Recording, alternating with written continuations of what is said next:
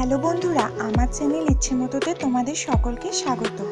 আজকে যে রেসিপিটি তোমাদের করে দেখাবো সেটি হলো বাটা মাছের ঝাল। বাটা মাছের ঝাল বানানোর জন্য আমার সবার প্রথমে লাগবে বাটা মাছ।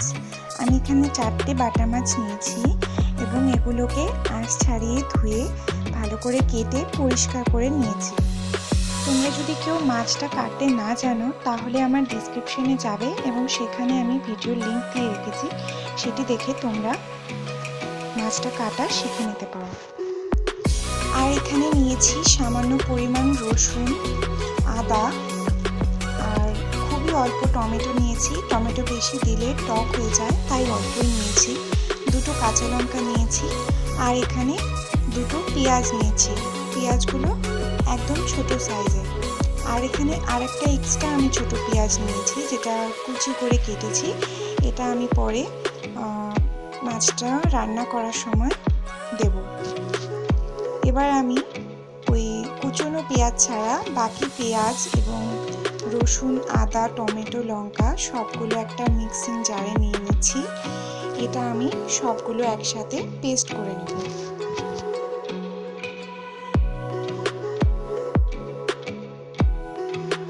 রান্নাটা করতে আমার যা যা জিনিস লাগবে সেই জিনিসগুলো আমি একবারে তোমাদের দেখিয়ে দিচ্ছি।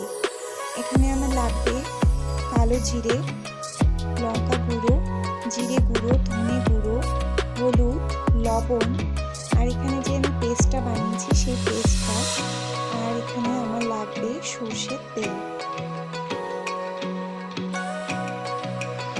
এবার মাছগুলো যে আমি ধুয়ে রেখেছিলাম সেই মাছের মধ্যে আমি পরিমাণ মতো লবণ এবং পরিমাণ মতো হলুদ দিয়ে ভালোভাবে মেখে নিচ্ছি।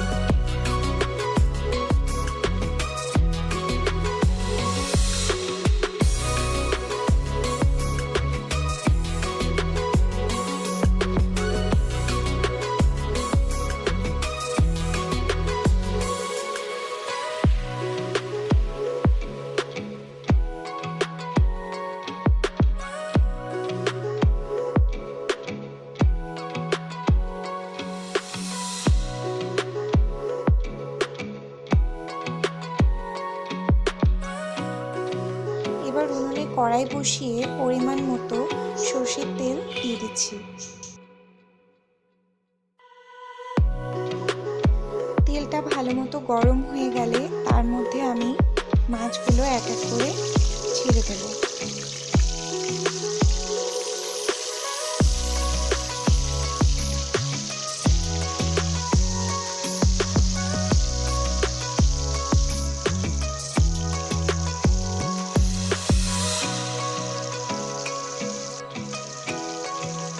পাশটা ভাজা হয়ে গেলে মাছটা উল্টে আরেক পাশটা ভেজে নেব।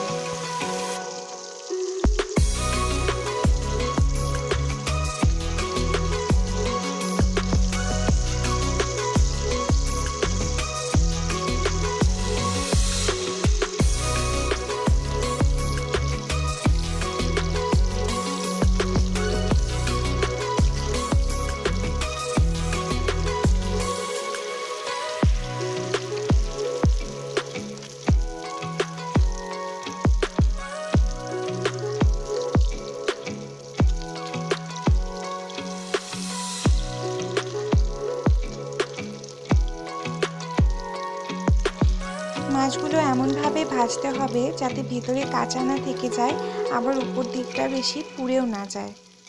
দেখো মাছগুলো আমার ভাজা হয়ে গেছে। এবার আমি মাছগুলো নামিয়ে নিচ্ছি। নামানোর পর মাছগুলো এরকম দেখতে হয়েছে।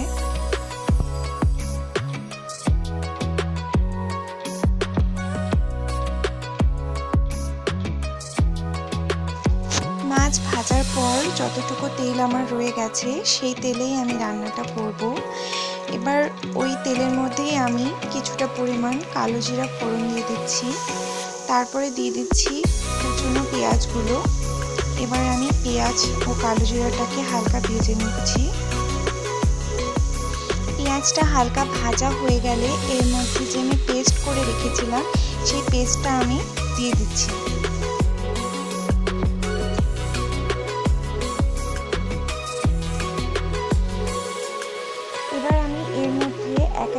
সবগুলো গুঁড়ো মশলা দিয়ে দিচ্ছি। প্রথমেই দিচ্ছি জিরে গুঁড়ো, তারপর ধনে গুঁড়ো, লঙ্কা গুঁড়ো আর হলুদ গুঁড়ো।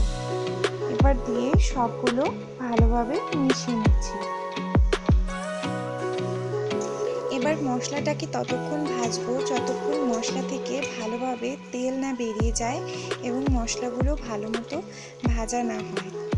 ততক্ষণ পর্যন্ত আমি এটাকে এভাবেই নাড়তে থাকবো।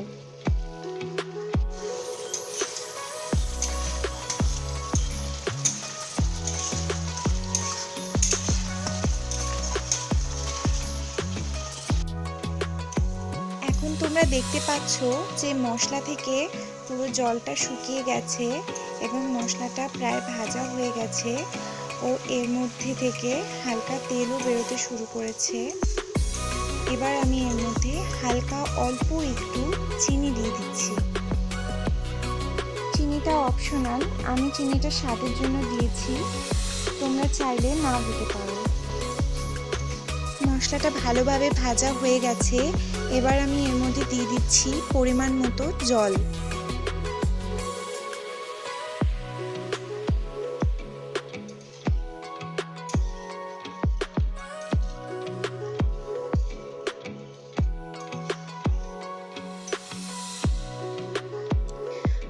জলটাকে গরম হতে দেব এবং জলটা যখন ফুটতে শুরু করবে তখন এর মধ্যে আমি এক এক করে মাছগুলো ছেড়ে দেব।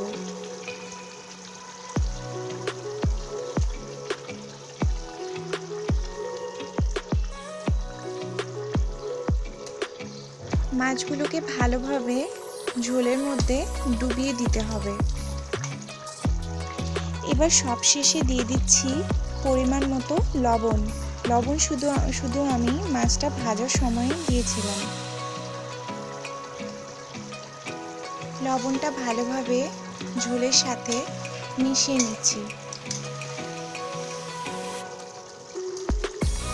তোমরা যদি চাও মাছটাকে এখনও কড়াই থেকে নামিয়ে পরিবেশন করতে পারো, কিন্তু আমি এটার মধ্যে আরেকটু জল দেব, কারণ আমি একটু বেশি ঝোল ঝোল এটাকে রাখবো।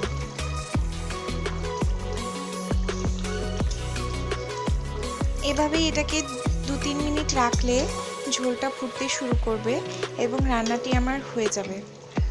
এই দেখো ঝোলটা ফুটতে শুরু করেছে, রান্নাটি আমার হয়েও গেছে। এবার আমি এটাকে নামিয়ে নেব।